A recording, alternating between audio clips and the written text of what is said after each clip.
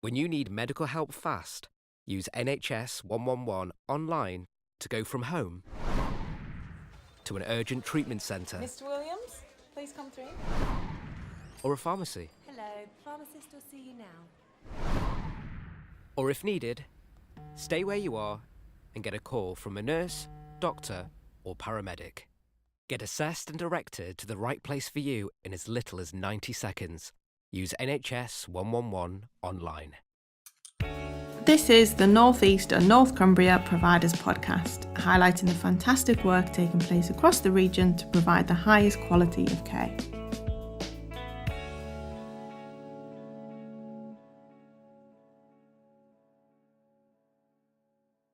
Hi and welcome to another episode of the Providers Podcast. I'm your host Harry Newhouse. I'm communications support for the North East and North Cumbria Provider Collaborative. Today I'm joined by a very special guest, Helen Ray, who is the Chief Executive of the North East Ambulance Service. Helen is preparing to retire after a remarkable career in the NHS, and we're honoured to have her reflect on her journey, her leadership and her thoughts on the future of our collaborative work. Helen, welcome and thank you for joining us. Thanks, Harry. It's really great to be here today. Let's start at the beginning. What first drew you to a career in healthcare? So, Harry, if I'm honest, I was never intending to join the health service. But when I left school, I probably didn't focus as much as I should have on my exams. And then I had a bit of a wake-up call thinking, you're going to really have to get your nose to the grindstone, do something here. So the first place that I got offered a college place to do some further exams was in Cumbria, and it was part of a pre-nursing course. So I still wasn't intending to move into health. I was just really using the course to enhance the number of GCSEs that I'd left with. But once I started it and I had to go on placement, I was hooked very quickly. You've held several leadership roles across the NHS. What have been some of the most defining moments of your journey? I always think that as a leader, it's the tough times that define you and how you are perceived and how you act as a leader. So the NHS is a tough place to work. It's extraordinarily rewarding, but what you have to understand is we are here to serve the population of the North East and North Cumbria for us. And the defining moments for me have always been when there has been something difficult or clinically not in the best place, or a transformation thing that's needed to be undertaken, where the journey is going to take you somewhere better, but you know that that journey is going to be rocky and painful. So I've worked in most organisations in the North East, and I think that the two places that have given me the biggest challenge in that frame would probably be my time at North Cumbria, when North Cumbria was in special measures as an organisation and had some real difficulty. And then again at NEAS, when NEAS has been through a really challenging time in respect of some, challenging and poor practice. The job of the leaders and the job of myself in that frame was really just to be bold, accept that change was required, and to find a path through that. So those are the things that define your moments in leadership, as far as I can see. My mum, Harry, always said to me, "Our Helen, what doesn't kill you will make you stronger." And I think in leadership in the NHS, that is actually quite a true thing to hold the frame on. What are you most proud of during your time as Chief Executive of NEAS? I'm really proud that when I leave on Friday, despite a really challenging 5.5 years here, I'm leaving the organisation as a top performing organisation.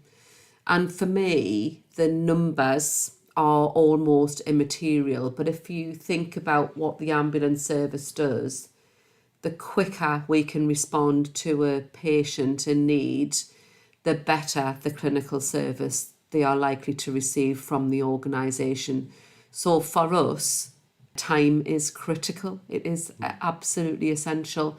So leaving the organisation in that really strong frame, I'm very proud of that. And you have to give all of the credit to the teams out there in the organisation who have worked tirelessly to make that happen. In my time, Harry, I've had, 2 and a bit years of COVID, an independent review and a very difficult CQC inspection.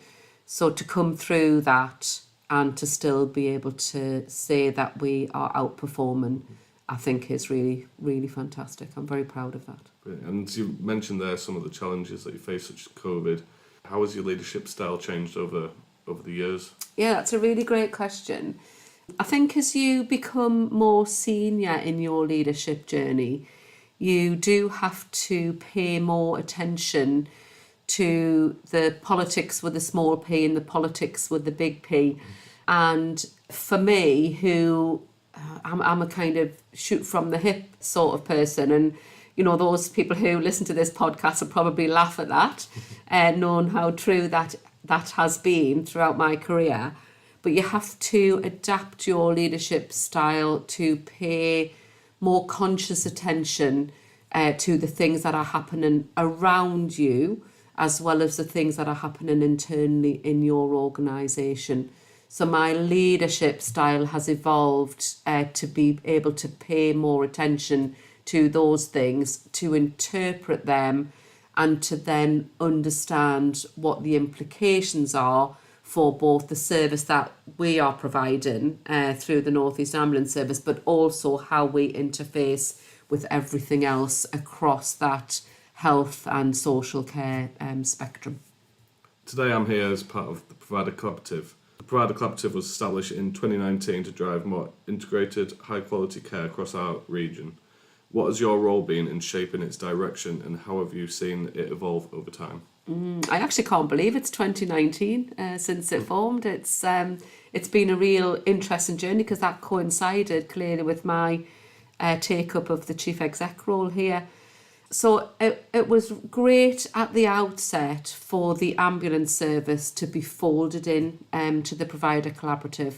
Across the country, that wasn't always the case, and some ambulance trusts have worked more closely collaboratively together.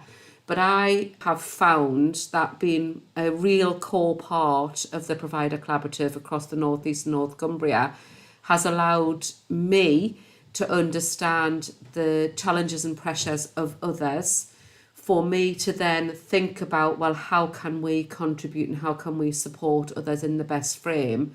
And also for me to express into the collaborative and into colleagues there where we have needed that level of support or where we have needed change to happen to allow us all to have that equal measure of success across the patch.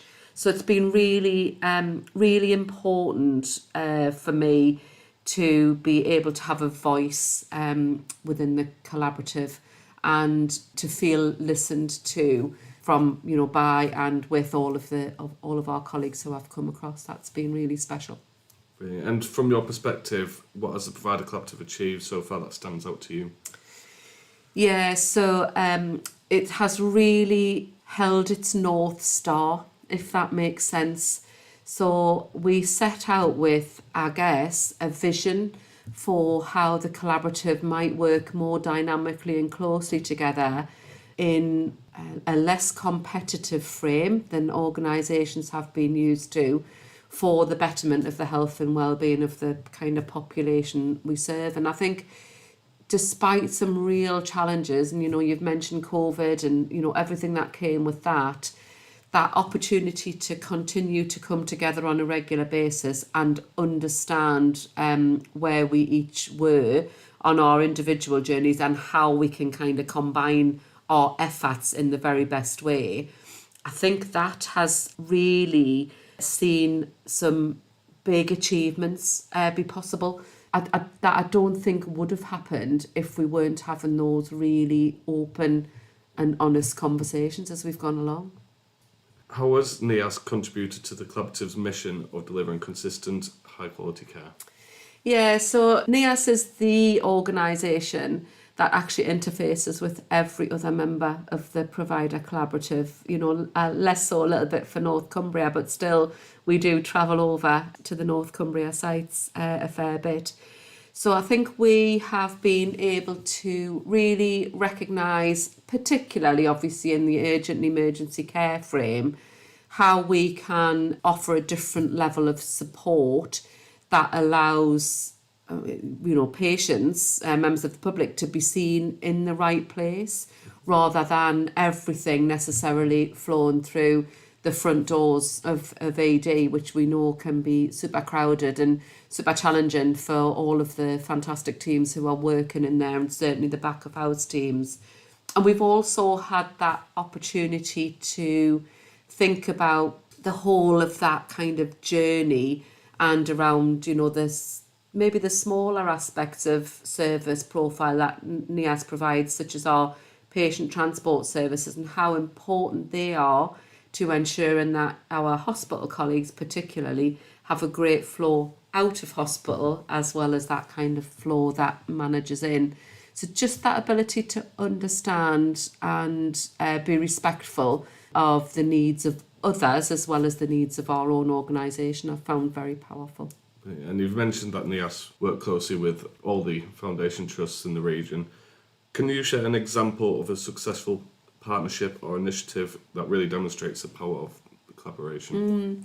So one of the things I think that we've done well together is consider really where our workforce can contribute the best within the whole of the service. So we have a small but perfectly formed little team that look at patient pathways, and the very fact that they are able at any point in time to work with colleagues, either at the front of house or indeed, part way through a patient's journey, to make that seamless has been a really great example where we have kind of recognised that it's not about what the individual parts of our organisations provide, it's actually about the collective.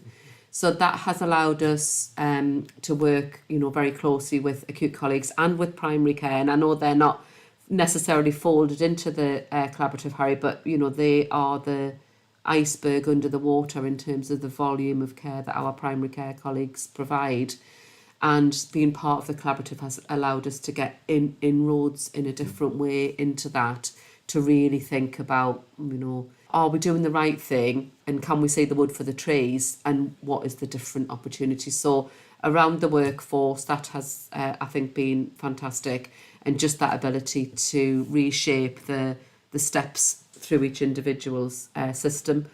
And then I would also just mention how we work really closely with our mental health colleagues. So a big chunk of the work that comes through NEAS is associated with people, in mental health crisis or with addictions of different sorts. And that kind of capacity and ability to work really closely with our mental health colleagues in all frames, from safeguarding right through to what happens with a patient in crisis and is AD the best place, has allowed us to really start to shift that. So the NHS call handling system that allows the patient direct access into mental health teams rather than through the 999 or the 111 service has been a really critical development. So a few things within there. As you mentioned, this is your final week as the Chief Exec at NEAS. As you prepare to step away, what are your hopes for the future of the Provider Collaborative? Yeah, so I really hope that it holds its frame in the best way that it can, Harry. There are a lot of things developing around the alliances across the north and the central and the south, which are fantastic, and NEAS will obviously want to be a part of that. But for us, there is this important thing in doing something well and doing it once. So the more we dilute our service, the harder it is for an ambulance trust to be able to provide that in the very best way that it possibly can. So I really hope that as the alliances emerge and shape and change, that the collaborative approach doesn't get lost within that, and that we continue to have that opportunity as a whole patch to have those real honest discussions around the needs, the transformation and the change that is required for the future. The Provider Collaborative, we're running a leadership programme to support future NHS leaders. You recently spoke at one of them with Brent Kilmurray. I did. What advice would you give to those just starting out in leadership roles? I would say that you need to keep your eye on the prize. So the leadership roles in the NHS are tough roles, and they will challenge you in ways that you probably aren't necessarily always going to be prepared for. But if you keep your eye on the reasons we're here, and for me that has always been the provision of the very best service for the people who we serve. I always think when I'm making decisions as a leader, if I take that decision or if I take that other decision, which would be the best decision for my children or my husband or the people that I love the most in the world?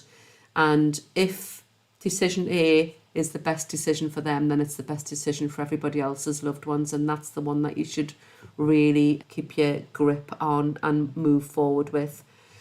And my other piece of advice would be find the people who are going to give you the best level of support during the tough times. So I started by saying actually it's those times that make you stronger and grow you as a leader. It's not the easy stuff.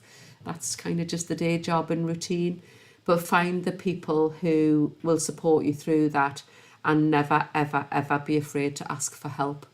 I've sought help on multiple occasions, through colleagues in the Provider Collaborative, through colleagues in the wider community across the North East and North Cumbria that I've worked in, and nobody has ever said to me, no, I'm not willing to step up and help you. People are there and are always looking to support the leadership community. So seek help, keep your eye on the prize, and be prepared for the challenge. And finally, what will you miss most about your role and the people you've worked with? I think you'll always miss the people. So both in NEAS and in the wider kind of patch, I'll really miss the passion of the people who are providing great things, doing great things week in, week out, day in, day out, right across all of our corporate teams who kind of hold us all in the best frame by doing all of the unseen things in the background. Our clinical teams who, in my opinion, are second to none across the North East, and all of the senior leaders who I've worked with who have displayed always that exemplary passion for what is a really vital and important job. So I'll definitely miss the people. I do wonder whether I'll miss the challenge. I'm an operational manager through and through, and to be fair, I love a really good crisis. I like to tackle that, and I do think I'll probably miss the value that you feel in being able to make that difference. But never say never. I might just pop back up somewhere. You never know, Harry. Helen, thank you so much for sharing your story and your insights with us today. We wish you the very best in your next chapter.